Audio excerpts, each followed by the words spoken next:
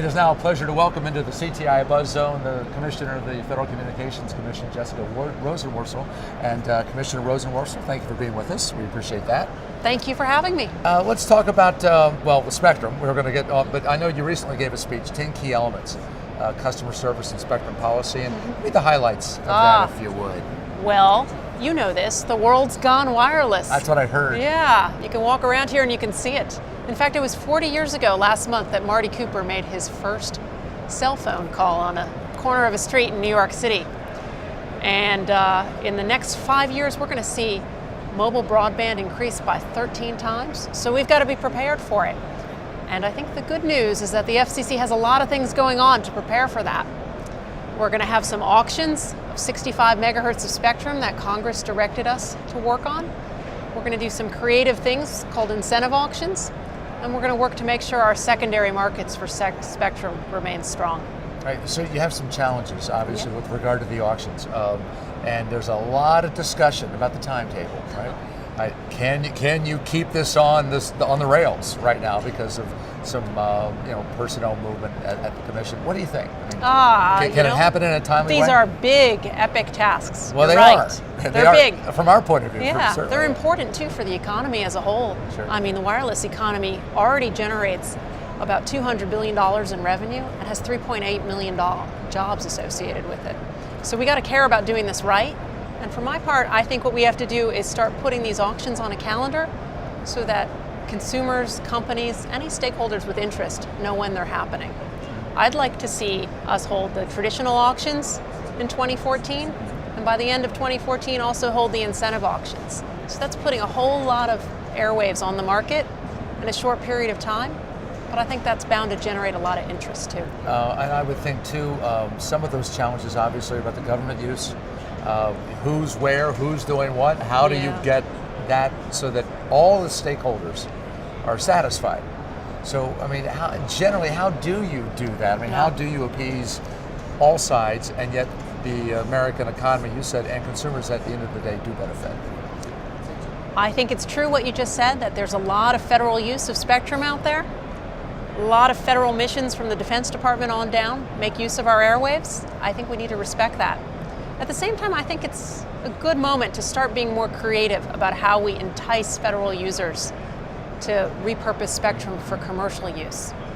I spoke today, and I've spoken before, that I think a lot of our federal users of spectrum, they just see loss when we talk about commercial reallocation. So I think we should start giving them some incentives or rewards, even financial rewards, for being more efficient with their airwaves, so that every time they return some of their airwaves for new commercial use, they see a benefit, not just loss. I mean, can this be a collaborative process? It doesn't have to be the tug of war that some people present it as. I'm not a fan of tugs of war. I think carrots work better than sticks, and this is a good time for carrots. Right. Let's shift over to text to 911.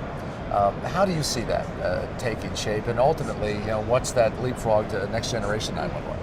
Well, the good news on text to 911 is that the Commission has worked really hard with the public safety community, with consumers, and with carriers to come up with a policy so that we're going to have text to 911 in place with the carriers, and also we're going to have a bounce back message to consumers. In case that public safety answering point, that 911 center, can't take a 911 text, they'll immediately get a notification telling them to pick up the phone and call. I think it's a demonstration of just how important it is that we work with all of these different entities to update our nation's 911 system. It's not something carriers can do by themselves, it's not something the Commission can do by itself, and it's not something that all of our public safety answering points can do by themselves. We're all going to have to work together. And then next generation 911 has a whole new realm of capabilities, right? And considerations that have to be made. Just imagine, you call 911 and you simultaneously send a picture of the accident you just saw. And if you've got some information that somehow relates to the individual there, perhaps that even goes with them and their health records come along at the same time. And we store all that information in a digital cloud or locker so that the police, medical responders could have all of that intelligence with every call that they respond to. That would make us all a lot safer, and it's something we're going to have to do a lot of work to make sure that we reach that point. Now, we've talked about Spectrum, we talked about 911.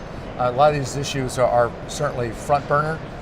Is there anything like in the back of your mind that this is where I personally, would like to look at? This is, a project of mine or an area of mine that maybe is not one of these that I think that as a commission we can or perhaps should address. Well, I think we can't ever forget that consumers come first. Consumers get so much more value from all of their communication services today than they did even just a few years ago. But on average, it's about 4% of every household budget. So I think we should strive to make sure that bills are clear, consumers understand them, and they don't need a lawyer to explain their wireless contract or an accountant to explain their bill. Right. Well, we appreciate the time here. Transparency, as you know, always a good thing. Absolutely. And I'm sure the industry is striving for that, but thank you again for being here, and good luck in your second year and many more at the Commission. Thank you very much.